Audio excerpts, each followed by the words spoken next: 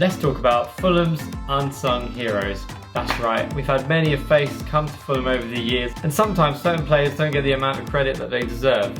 Now, these three names I'm about to say may not be the first on the team sheet every game, but what they've done on and off the pitch for Fulham and their commitments to the club make them stellar unsung Fulham heroes for me. So number one, I want to talk about Kevin McDonald. Kevin McDonald signed for the Mighty Whites back in 2016, and we all remember that stunning goal he scored against Millwall from right outside the box. Stick it to them. Not only was he a character in the dressing room and a leader, captaining the Whites on many occasions, he was a sturdy rock at the heart of Fulham's midfield, especially during the promotional season with Slav and that incredible 23-game unbeaten run. But little did we know, over a long period of time, Kevin McDonald has been battling with kidney disease.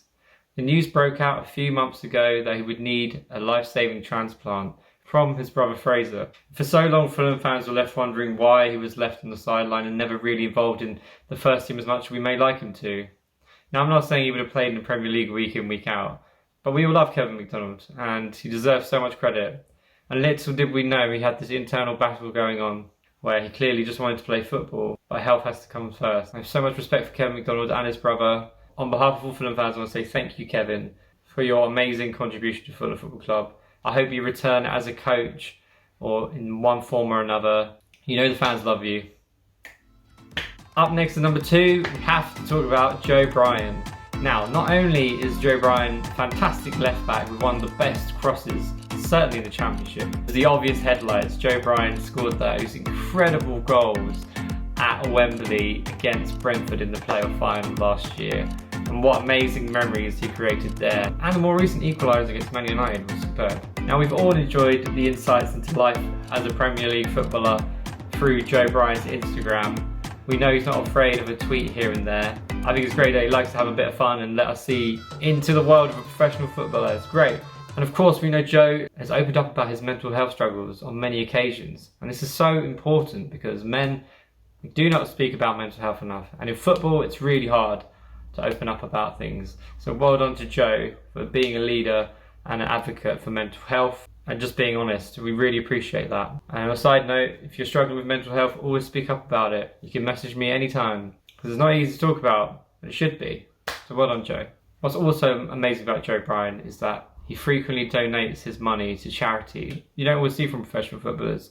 He's done this on many occasions, but on the 7th of January, he donated £1,000 to a Bristol City fan who was running 10 kilometres a day to raise awareness for men's mental health. And of course, just recently, he donated £1,200 to the Jim Stannard Just Giving page, one of Fulham's heroic goalkeepers over the years, who needed a prostate operation. Thankfully, Jim has smashed his target and hopefully that all goes well. So well done, Joe, for just being a true gentleman. We can't wait to see more of you in the Championship, hopefully fighting alongside Robinson.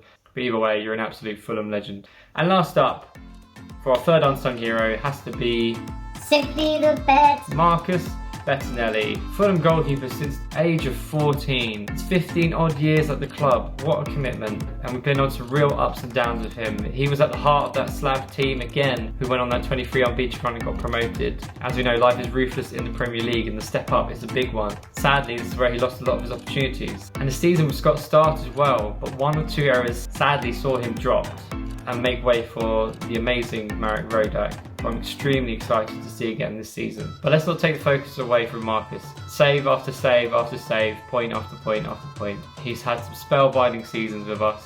He's got a great character. I remember in the playoff semi-final when we were behind the goal against Derby and we were winning and the ball went behind. He was gesturing the fans to throw it to him, but then winking and saying, "Don't really throw it to me, don't really throw it to me." Like, just so funny. You can tell how much he loved the club looking at the celebrations of that playoff final that we had. Thank you for your service, Marcus. I think it's the right time for you to move on at the age of 29. You deserve to be playing week in, week out at a solid Championship side and growing from that. You don't deserve to be sitting on the bench. I think it's the right time for you. But us Fulham fans will always say thank you for your service. You've done an amazing job. What unsung heroes do you feel like people need to hear more about? Drop me a comment below. Please subscribe to my channel and like my page. I'm just one man with two jobs, and I really like talking. I know life can be hard, but with Fulham, it will never be grey. Only black and white. I'm just chatting shit now. When are we going to get this pre-season fixtures? Come on! But On a final note to end it there, I have one very important thing to say. It's coming home! Come on, you whites. Bye!